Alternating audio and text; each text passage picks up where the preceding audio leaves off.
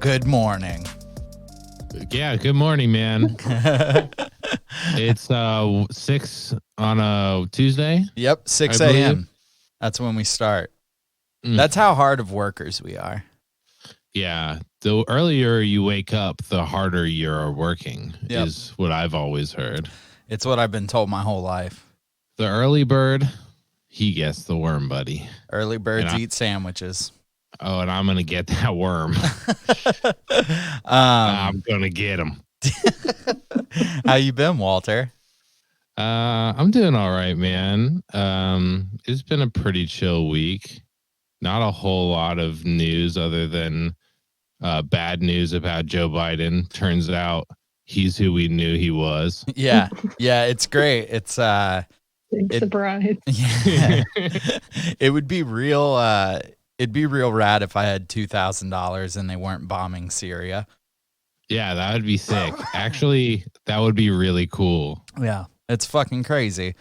I don't even want to get into that like mode though, because I think that if we start talking about Joe Biden, this will become a Joe Biden episode.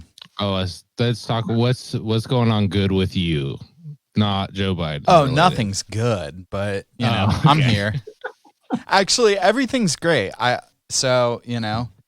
It's been weird being resurrected. Mm-hmm. And I think that, well, first off, like, this is the tome of chaos. We're crowdsourcing a religion that doesn't suck.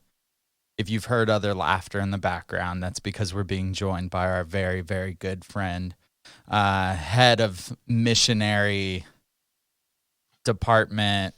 Mm-hmm. We nailed it. And the tome's resident gay is the word that you've used. So, hell yeah. Madeline Beal, how are you doing? I'm great. As previously stated, I've been binging 90 Day Fiance for 72 hours, so hell yeah. Really riding that high right now. So you're feeling really good about yourself. Oh yeah. It's a powerful high. It really is. There's nothing to play with. Hell yeah. Some good reality TV to make me feel good about my life and my choices. For sure. That's the best thing about reality TV. Is it makes you understand that you are a good person. Yeah, like you think so? I just when I watch reality TV, I'm like, I'm not that person. And I'm good in my soul. Like we watched what did they put on Netflix? Like the baby like models. Toddlers and tiaras. Oh, okay. That thing. Baby models. I was about to say baby models. Isn't that what they're doing? It's like it's like a modeling thing, right? They're like pageants. I can't remember. Yeah. Well, anyways, we had that on, and I was like, I'm a good parent. Like I'm good. I'm a good parent. I guess it sets the bar so low that you can kind of just like fucking leap over it. And one mom, like, I'm the best. Dude, one mom was just like, she gets real tired, around this time. So we got to get her excited because she's got to go on stage. What do we do? And it was like, fucking give her Red Bull. Just like give her cans and cans of Red Bull. And I was like, what the fuck is going on? Oh God. That shit's a crime. So yeah, I do feel better when I'm watching fucking reality TV. No, but I think so to get into it, Walter, what we're talking about today is with my resurrection, I've realized I need a mission. Because Christ had a mission. And mine's way more advantageous than his. And it's just bringing people away from his ministry. Okay. So I think that what we wanted to talk about, as we've done this show, we've been hit up more than a few times of people who have left churches. Mostly like a certain church in town. Yeah. And I think that as I get hit up about that stuff, like there have been times where I'm just like, cool, congrats. And I'm like, that's not good. That's not the response I should have. It should be like, congrats. And like, let me help you. How can I help you? What can we do, for you now that you're out of a church? And I did not handle myself leaving the church very well. I just kind of left. I didn't do any soul searching. I just left with a burden of like hating that church. But I think that someone I know that handled it well and worked really hard was Madeline. And deconstructing like what she had learned and reading a bunch of books and everything. So I wanted to have Madeline on so that we could kind of build a survivor's guide of leaving the church. I love that. Mm-hmm. Yeah. And I think it's needed. I don't want to do damage by people hitting us up that they're leaving religion. Because I think that I could do damage, like it's like I want to just be able to point them in directions and help them get through it. For sure. Yeah, I think it's a really big step. Depending on your experience, but a lot of people, especially in the church we were a part of, it becomes such a huge focal point of your life. It leaves a really big vacuum and a lot of like could be relationship loss and other such things that, you want to be able to provide people with something, even if they're feeling free and relieved and good about leaving, there's still like a void to be filled there.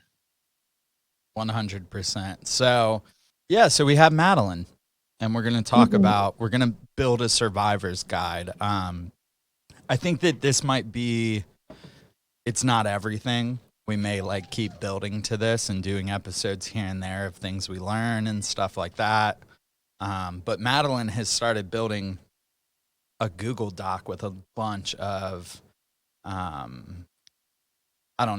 things that you can do with people's names and like therapists and stuff. And I want to continue to add to that list and have something to give to people. So I think we should just get into where leaving the church starts, right? We were talking about that as we've had a conversation. But like, I don't know, where would you want to start, Madeline?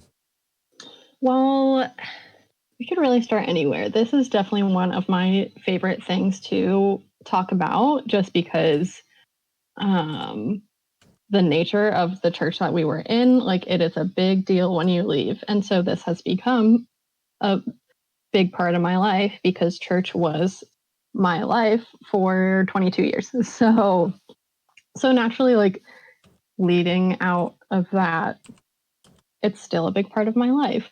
But like personally, I started my like leaving the church journey a couple of years before I left. And I didn't know it at the time. Like it wasn't a conscious, like, here is my plan, here are my steps, this is what I'm doing. I'm doing these things so that I can one day leave. It was more of a buildup of just like continual conflict with people around me, continual internal conflict with like these things that I'm believing make me feel gross. They make me feel gross and they go against what my values are.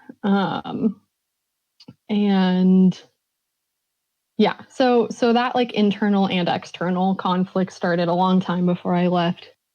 But I think that's always where I start, like when I'm telling my story, is just that I had to start looking for resources by myself that were outside of the church context, like outside of what was being given to me, because what was being given to me was the same list of books over and over. One thing right before I left that started to be a big deal is that I am gay, and I was gay at the time and always was. And so that started to be a big deal because that came out, for lack of a better term, like how people figured out I had to tell people. And the resources being given to me were very limited, and they were limited to books titled something like The Complete Christian Guide to Homosexuality, or Fuck no. Slave, or another one. No, worse. Slaves, Women, and Homosexuals. That was another one. That's so I read that's them. a fucking book. That's a real book. That's what they titled I read it. them. I still own them, and I'm doing art with them. So that's fun. Hell yeah. But yeah, so those are what was given to me. That was like the assigned reading for my my problem at the time, and going through those, because like I can read books, we'll talk about it all day, whatever. Reading those, it was like, okay, this doesn't help. Like, this does not lead me closer to God. This does not make me feel better, which like at the time I would have been like, oh, it's not about feeling better, it's about like what God says in the truth.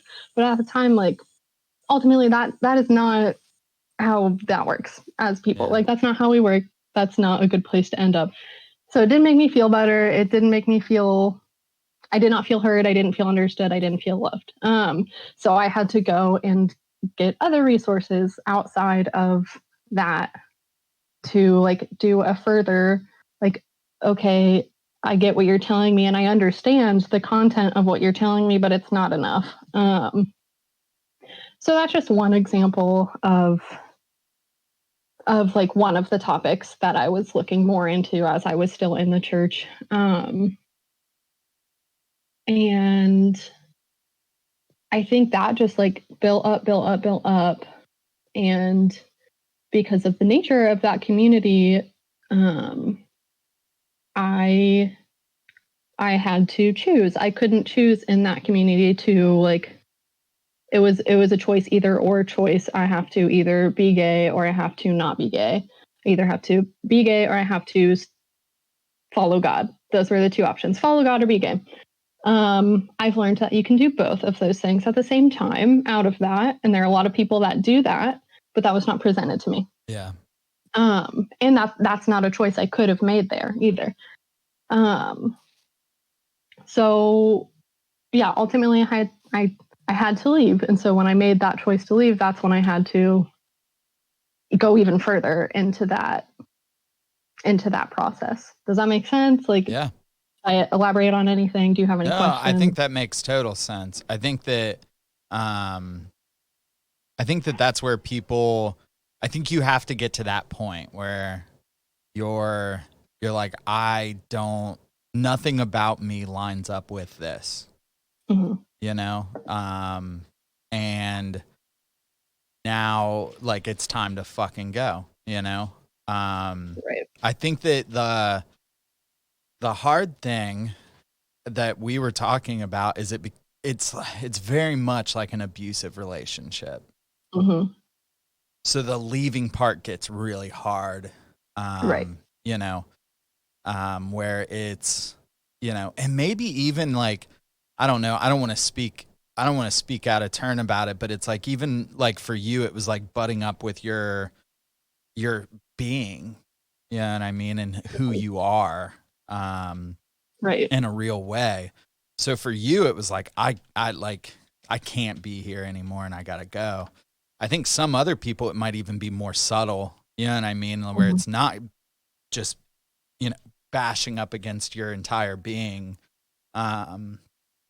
But, you know, the small things in the back of your head that you can't accept anymore. You know what I mean? Like for me and Walter, we've talked about it, was like, you know, we were pissed that people like you couldn't be, right, you know, right. part of it, you know what I mean? And so those were things, but I think that the hard part is like, you're in this relationship that controls everything about you, wants to know your full like all your secrets, wants to and like you're encouraged to confess and shit like that. And I think that then it becomes like, oh, your friends aren't around either.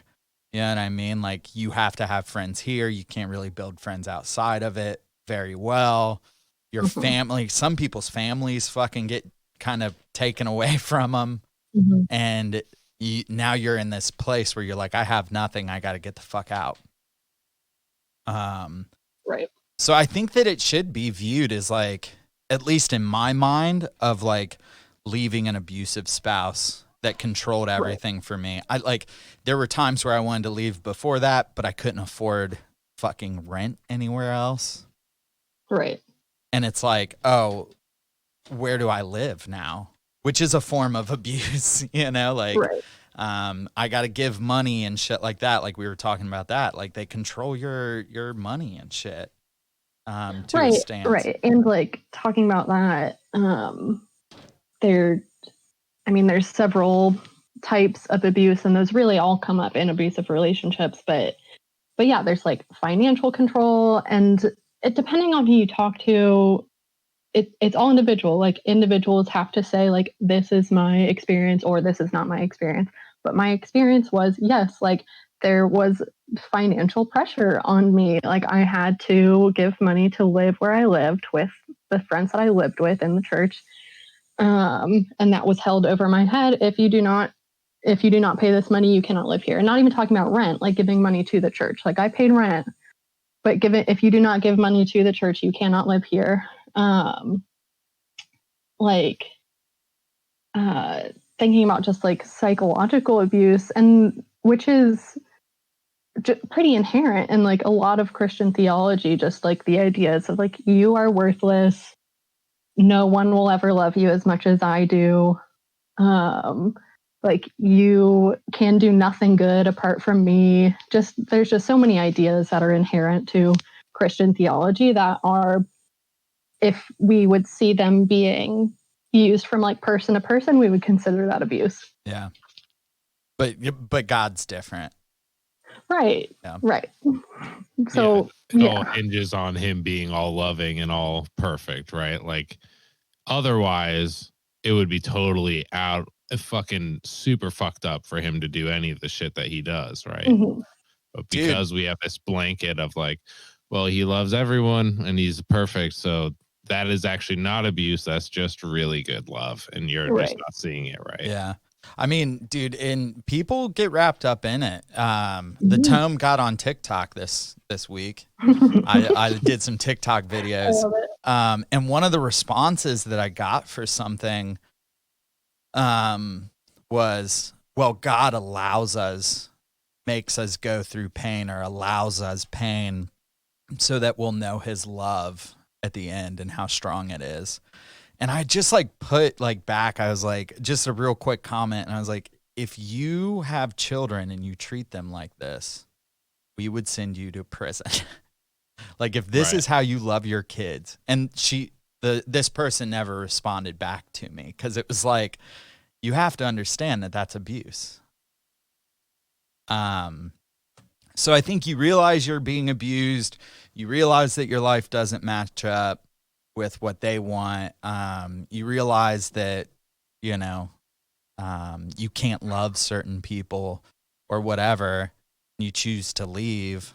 What do you think some of those first steps are, Madeline? First steps for me after like, okay, I have to reach out, get these other resources that aren't being given to me. It was basically just a few Google searches, like what gay Christians, or like, because I already knew there were a few books out there and stuff. So it was a few Google searches of like, what are people, like gay people, writing about this right now.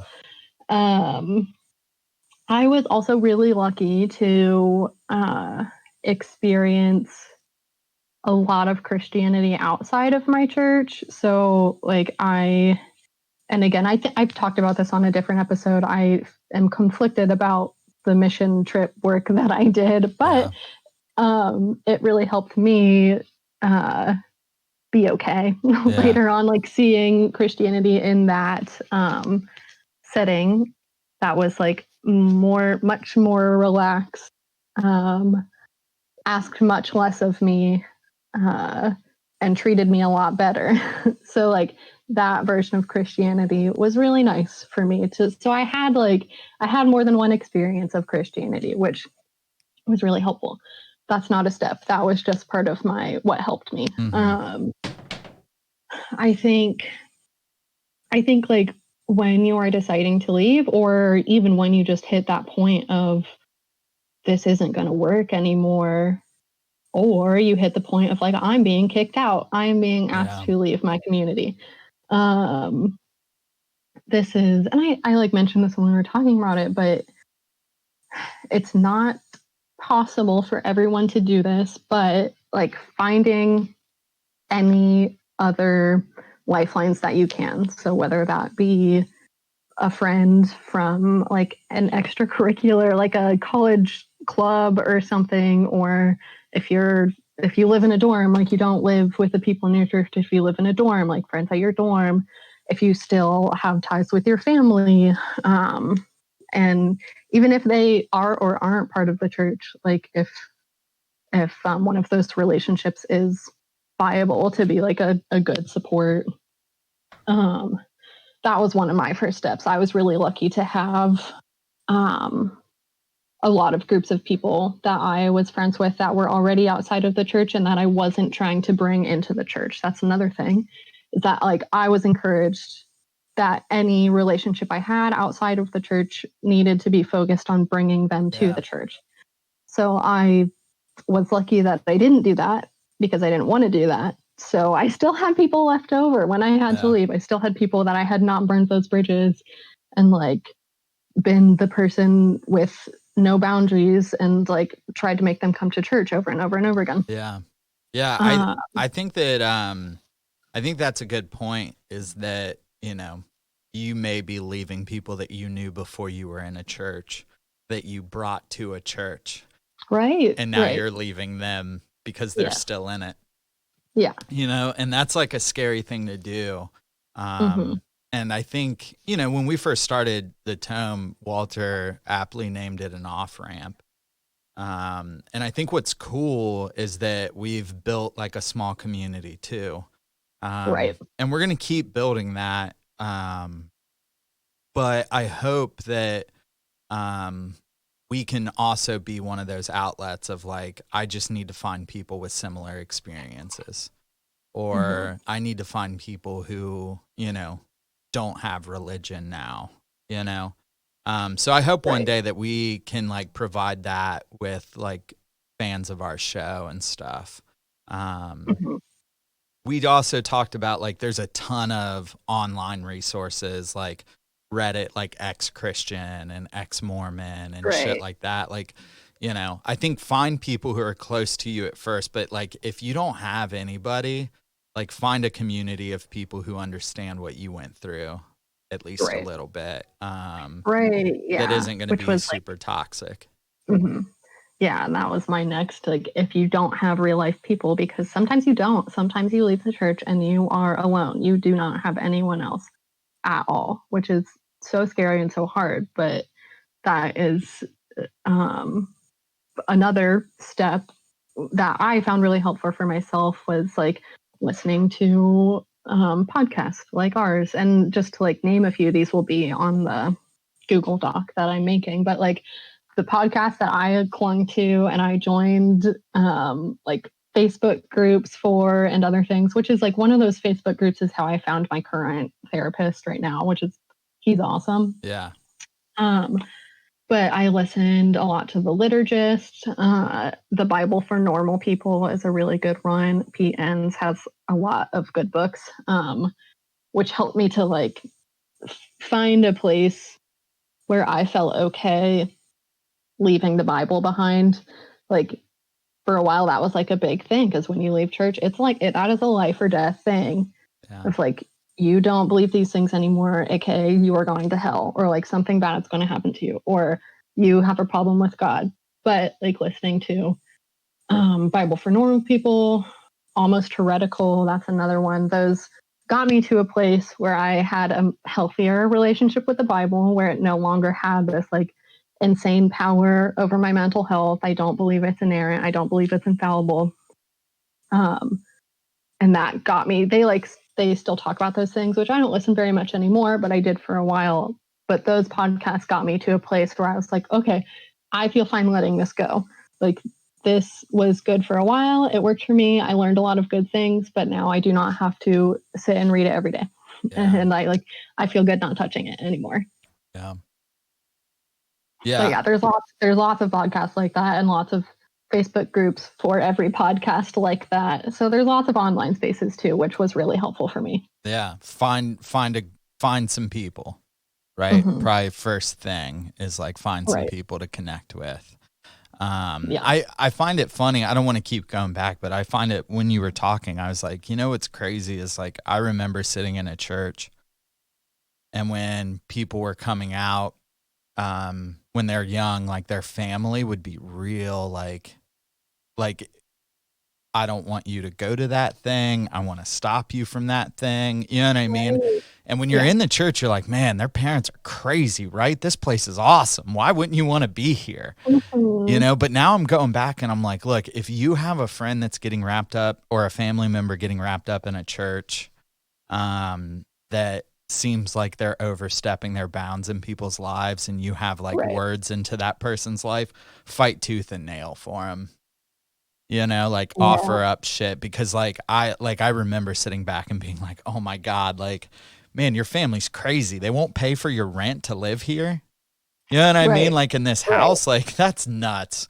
What? They'll pay $15,000 a year for the dorms, but they won't pay the $200 rent we pay. This is for God. Yeah, what the hell? And now, man, I look back and I'm like, man, those were like the normal people, like trying to stop people, just protect their kids, So yeah, find a group. Also, like, be willing to, if you have friends getting wrapped up in shit, be willing to like speak to them about it. And then I think we were talking about too, like therapy is big, right? Yeah. Because I was really lucky. Go ahead. Oh, because it's like leaving, like in some ways, it's like leaving an abusive relationship.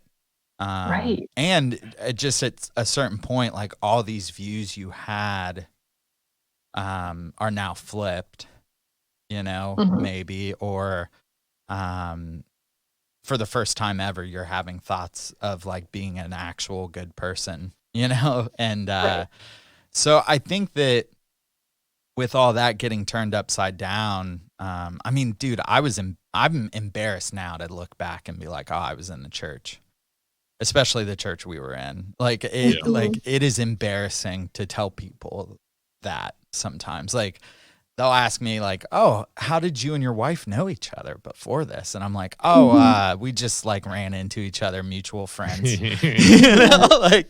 Friends. We've known each other for a long time.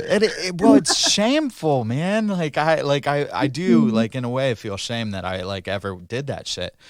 So like that therapy, like on top of that, it's like other things you got to work through of like, so Madeline, you've put together like a short list of therapists. Yes. So like talking about therapy, I was going to a therapist it was probably like a half a year before I left, and it was a therapist who went to the church that I was in. I've heard horror stories, but the one I was with was actually really professional. She did not cross any ethical She works boundaries. Outside of the church because she wants to keep like patient doctor confidentiality and stuff like that. Yeah. We went to the same one, I think. She's awesome. Yeah. And like an actual licensed counselor, she did not have any like ethical issues. We have similar ethics. I'm a licensed social worker. So that was fine. It was good. And it was really helpful. And when I talked about leaving the church, she was like, you got to do what you got to do. I said, awesome. That's really sick. Cool. But when I left, I was like, yeah, this isn't going to work anymore. So as I was saying earlier, I found another therapist through one of those Facebook groups for the Liturgists podcast, which the Liturgists have kind of like deteriorated by now, but there are still a few Facebook groups and they're still doing episodes. But I found my therapist right now who is in the Columbus area, and we've been yeah, we've been doing therapy since I left in March or May 2019. So it's been really awesome. Therapy, unfortunately, is not super accessible. It is not always easy. It depends a lot on your health insurance. So, like, my health insurance is pretty sick because I work for like a nonprofit who does therapy. So, like, our health insurance was pretty heavy on that because that's just part of their values. So it's sometimes hard to find. But if it's at all possible, looking for a therapist in the area, it's so I've put together like, and if you listeners want like my little list, we're going to post it everywhere we can. But I have like a few in Columbus who I know from experience or like friends' experience understand the inner workings of our old church and are really good at speaking to that. But it's not necessary. It is really helpful sometimes if you want to start there, but it's not necessary for them to have that like background knowledge. I also have listed a ton of just like general therapy resources. So like there's seculartherapy.org, which is it's like a nationwide project. So a nationwide project to like link people with counselors who are not religious, because lots of like counseling and also not lots of nonprofits, but lots of counseling centers, counselors are like very religiously oriented. So they'll help you connect with counselors who aren't secular. That's rad. Who are secular, who aren't religious. That's rad. I think that that's a big thing is like usually if you're getting like free counseling, it's probably through a church, like in America. Right. So you're just going to get out of the fire. Yeah. So. You're going to get out of the fire and then go to a building and this person, you're going to be like, yeah, I hate God. And they're like, ooh, I'm a Christian. Ooh, but if you pray about it, things might change. Yeah. So there's a few other things I listed on here that have to do with like specifically religious trauma. So journeyfree.org and Religious Trauma Institute. And I did want to touch on that a little bit. So like we're talking about like lots of church spaces are very similar to abusive relationships. And like in that abuse that we experience is trauma. And that's one thing about trauma is how it is perceived and how it is reacted to depends on the person's perception of it. So like my experience, I perceived as really traumatic because it was hurtful. It was hurtful to my identity. It was hurtful to me as a person. But some other people who experienced the same thing I did don't perceive their experiences as trauma, and they are fine and they go about their days fine, and they have no problem. They have no problem with like the theology, staying in the church, whatever. So that's like another big thing to like think about and wrestle with is just like, I left the church. I view it as a really traumatic experience for me. And that is valid for me. Like no one can tell me that that was not a traumatic experience because like, oh, it's not that bad. It's not that bad for me, because we all experience and process trauma differently. And how you perceive it is how it matters in your brain. So that's like one thing that I had to like learn a lot about and wrestle through of like, why don't my friends get it? Like, why don't my friends who are still there understand my experience and understand like what I'm feeling? But yeah. Yeah, because they can't, because it's your experience, right? Right. Yeah. I think that that's a good point. I think that therapy's good, and you got to find it when you leave a church. And then I think, see, some of this stuff I think that you're kind of doing all together. You know what I mean? Like you got to like, you have to be quick with it and like start moving away from the church. I think that finding the friends, finding therapy, I think are all good things. What do you think would, like, once that stuff starts, well, do you have more? Like, what's next? Like, what's another step? I think another step, and I would also personally, I did not order these steps for myself. I did this all kind of concurrently. Yeah. And I don't think there's like a right way to go about it or like an order to go about it. But another step I had to take was to, and this one has been a much longer step, and I think a step that I am really intentionally taking now, like 2 years later, is setting up those boundaries. Yeah. Boundaries is a big buzzword right now, but it's super important. But just and again, like it's 2 years later, and I'm just now even learning what that means for me, like being serious about it, unfollowing people if I need to, not responding to text if I need to. So like what that looked like for me was just thinking about just like how, and a lot of it has to do with social media, just because it's like 2021, whatever. But then a lot of it is like communication with friends, family, people who are still in the church. So one very clear boundary I have with people who text me who are still in the church that I did not have like great relationships with. People texting you, asking you to go for coffee, asking you to catch up. One of my very clear boundaries is like, if you're going to ask me about what I believe, or if you're going to try to teach me something about God, about the Bible, if you're going to try to change my mind about anything, it's better if we don't hang out. But if you want to just actually catch up, if you want to chat about like what life is like, sure, we can do that. So that's like a boundary that I just very clearly lay out with people, and I just text it. I just text that.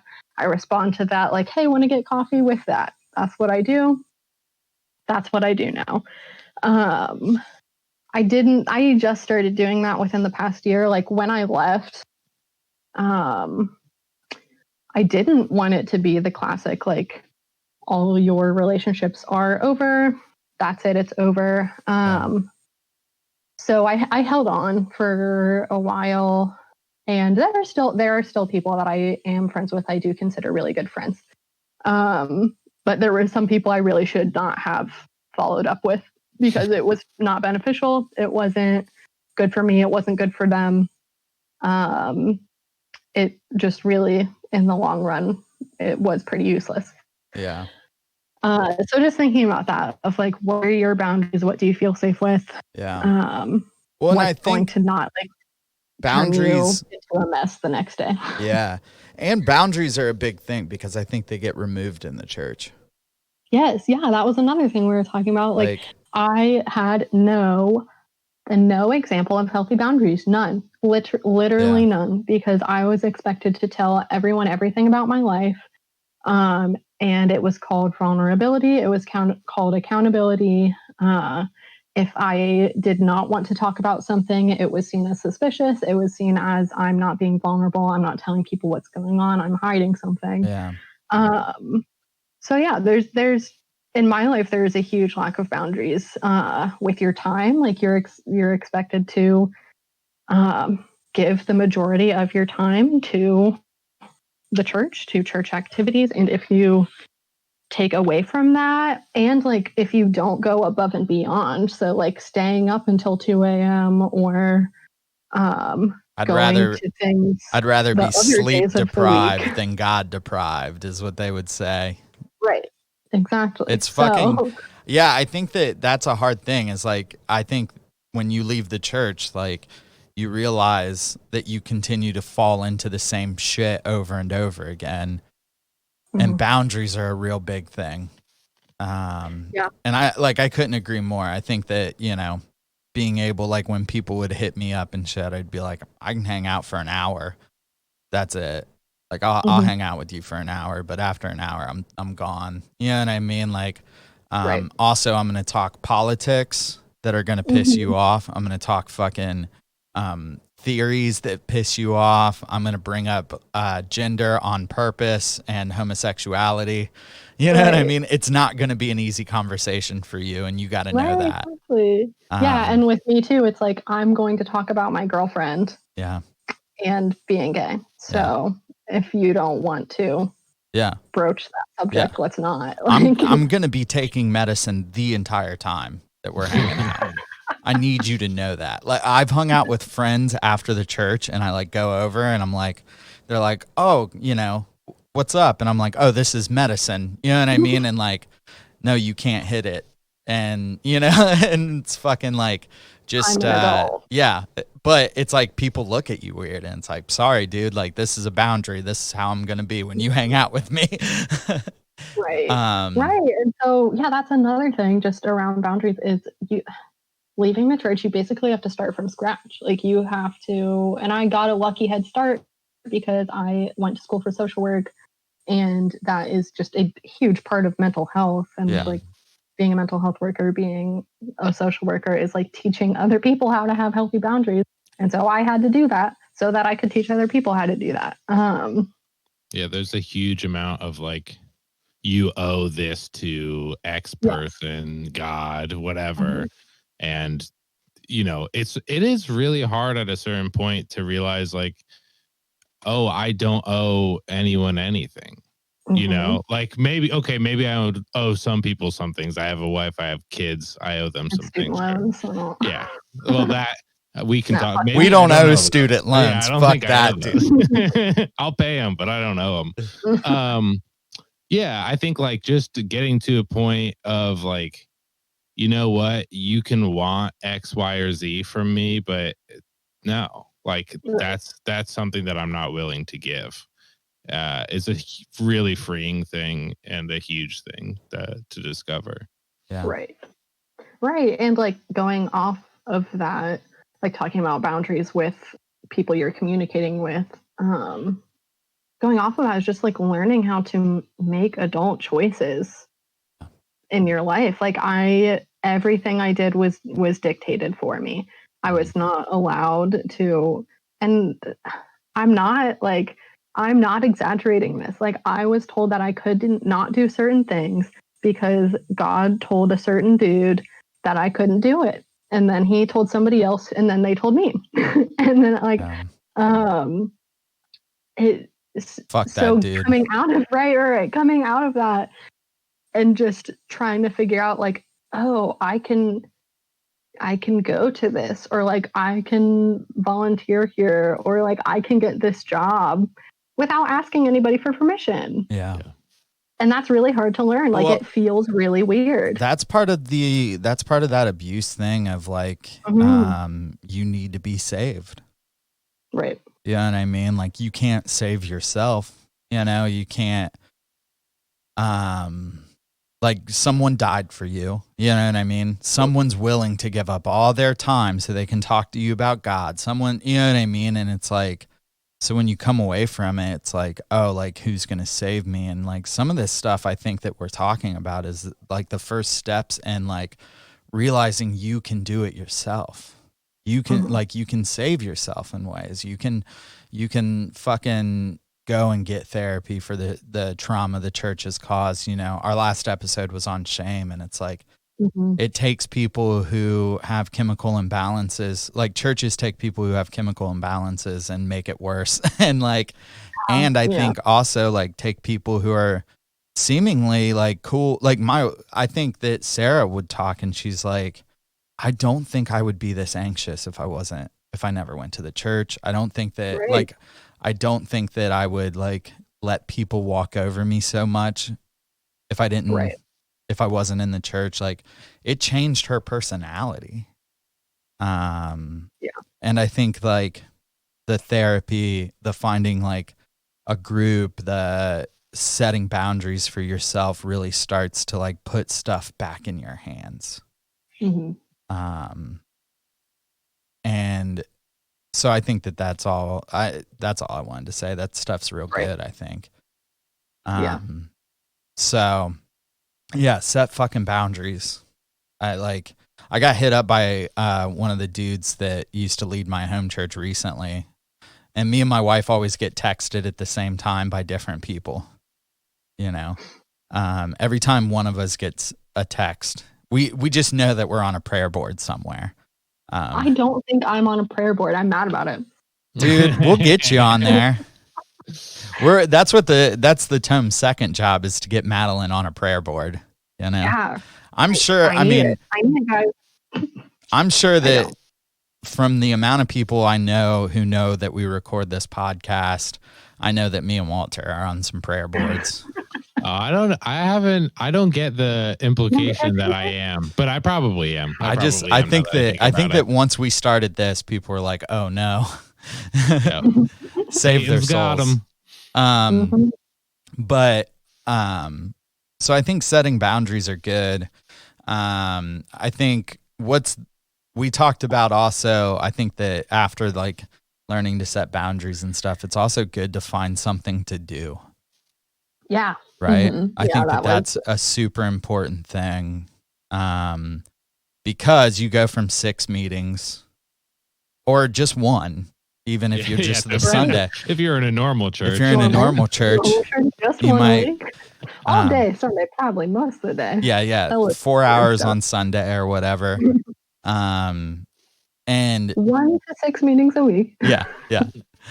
Anywhere from 4 hours to 6 meetings a week. I think that you probably get to a point where you've worked through a lot of this stuff, and then you're sitting around on a Sunday or one of the other 6 days out of the week, and you're like, what do I do now? Mm-hmm. You know? Yeah. That was like, for me, my first step, I stepped down into another church. So I immediately went to was like visiting new churches at the same time I was leaving. And it was like the second one I went to. I think I got there and they were playing Mustard and Sons as worship music, and I was like, "Ooh, sick! Here we go!" And I've been there ever since. Oh, so yeah. I still go to that church. So that was my immediate step down. Like, this is how I'm going to fill my time. Yeah. I met with the pastor before I started going there, which usually is like a red flag, especially if you're gay and you like email a church and be like, "What's your stance on homosexuality?" And they email back and are like, "We should get coffee." That's bad. Don't get coffee with them. But I reached out to this pastor and was like, "Hey, can I meet with you like before I start coming here?" And she was like, "Yeah." And we went to North Star and it was wonderful. But I met with her, and like from that, like first interactions with people and meeting with her, I determined that like, okay, these people will not cross any of my boundaries. Like I will not owe my time to them. I will not be asked to do anything I don't want to do. I can believe what I want to believe without being asked to leave. And I'm safe here. So I've been going there ever since. I still play music for them. I do worship, which is very weird for somebody who went to our church, because nobody does that.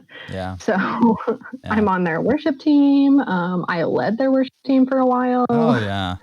So that was the first thing I stepped down into. Like, that was how I filled my time. Which was just a lot of like, this is such a huge change. I need like something that is still just a little similar. Yeah. So that was really helpful for me. It is important to say that like, it's okay to step down into another church and that's your church now. That's your thing. Yeah. And it's okay to be like, that sucks so much. Fuck it all. Never again. And that's okay too. Yeah. Like, both of those things are fine. You can step down into different religions. You can step down to a different church. You can step down to, I think that all those things are good. I think that one of the things that's on my mind is like, you can find really cool people who are doing volunteer work. Yeah. And that was something that we've talked about, is like, Madeline being the director of missions, it's like we can find cool things for you to do. Like Food Not Bombs is one that you posted today on the Tomies Facebook group. Yeah. Who do incredible work, and you can meet Right. people there and talk to them about things and, do cool stuff. Right. So yeah, that was my next thing after I was like, okay, less church now, please. A lot of my I feel stupid saying this, but a lot of my self-actualization activities for a while were my job was a big one. Like I had a job in child welfare that was super intense, took up a ton of time. I was like a crisis worker. I was all over the state all the time, all hours of the day. And that I loved that job. I loved it. They don't get paid enough. I did not get paid enough. And that was my deal breaker. I need more money. I would do it if they paid more money, but they won't. So, we need the government to step in on that shit. God, absolutely. So that was my thing for a while. And with that, I didn't have time to really volunteer or anything, but now I do because I have a new job. So I am in another volunteer role with the juvenile court. So I'm still working with kids in the system and using air quotes for that. And then now I'm trying to pick up on other cool things that are hopefully not church related, because so much volunteering stuff is through a church. Yeah. And that's awesome. But I don't want to just having that caveat of I'm doing this because I want you to know Jesus loves you. I'm not into that anymore. Yeah. So I love it.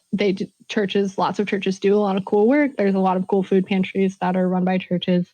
Not really my jam right now. So yeah, things like Food Not Bombs. There are a lot of mutual aid stuff popping up in Columbus. So. Food Not Bombs is rad. They're gonna give you'll probably you'll hear a lot of mutual aid stuff, and it's because it's communist and anarchist, they say that they're a non-hierarchical food giving resource.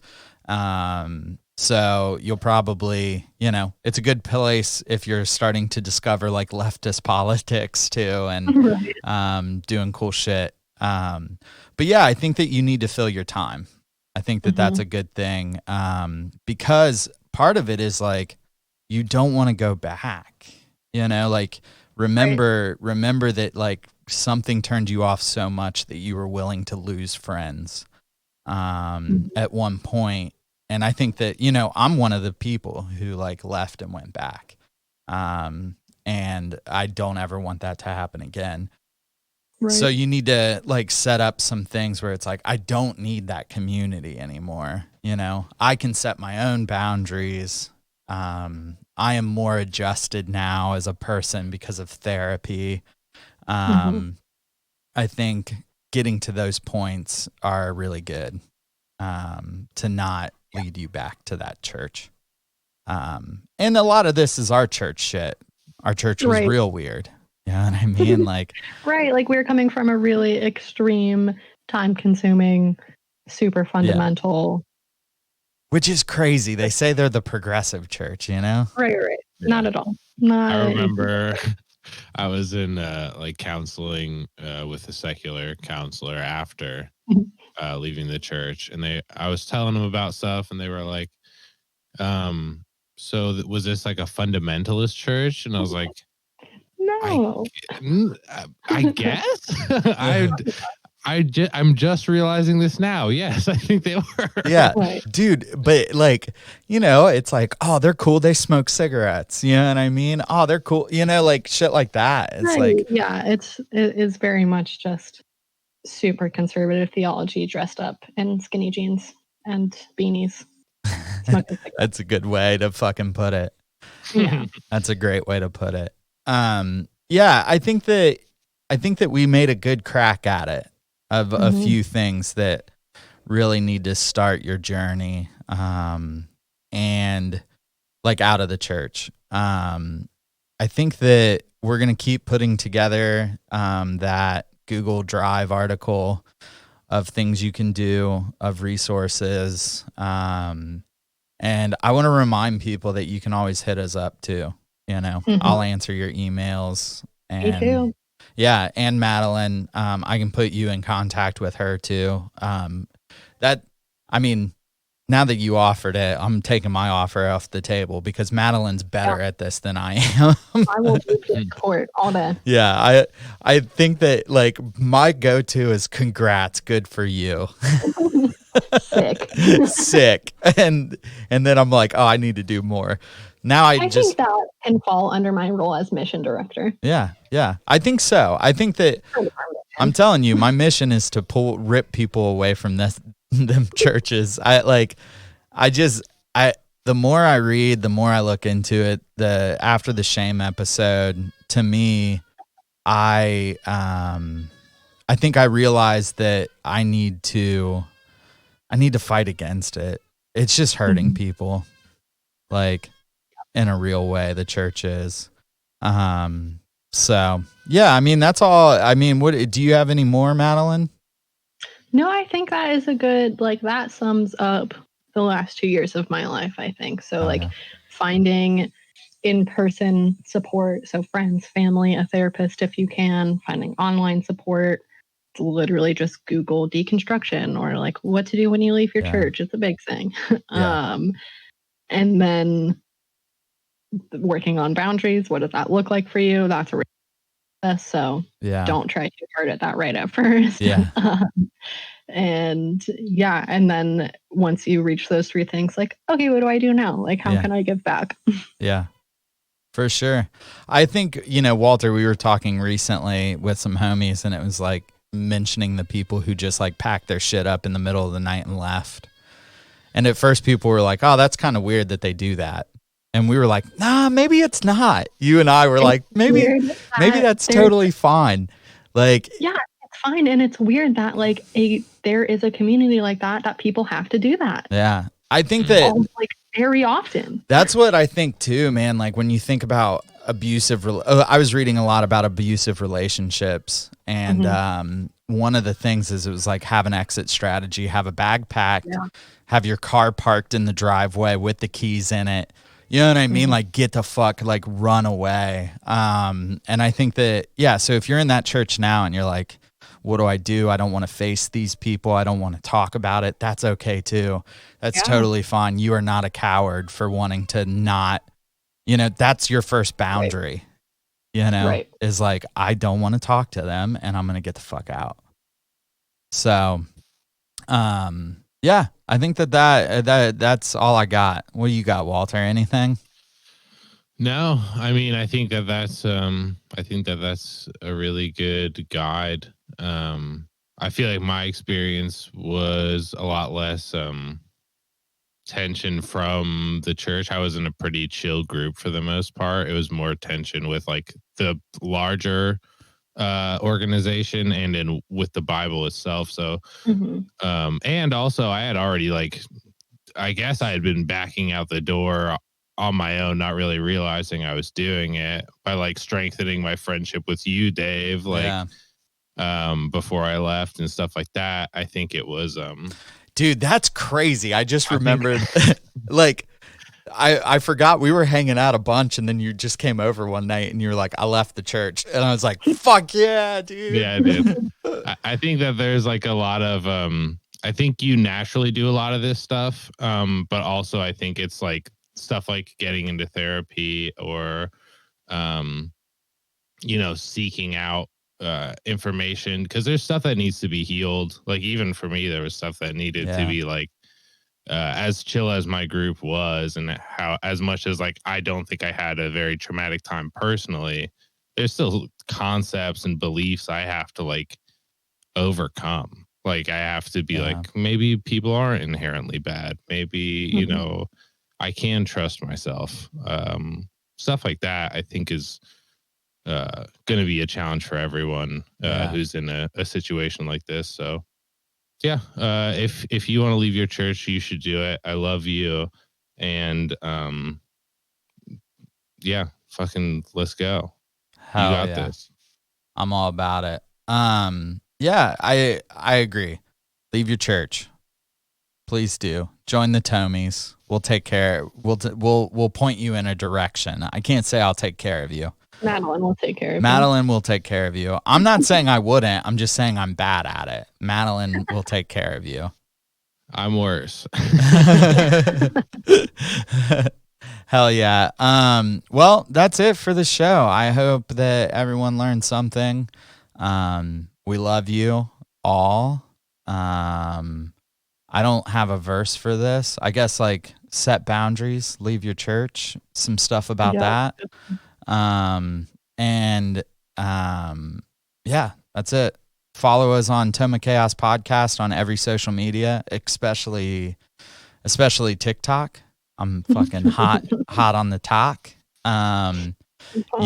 Yeah, hell yeah. You can send questions and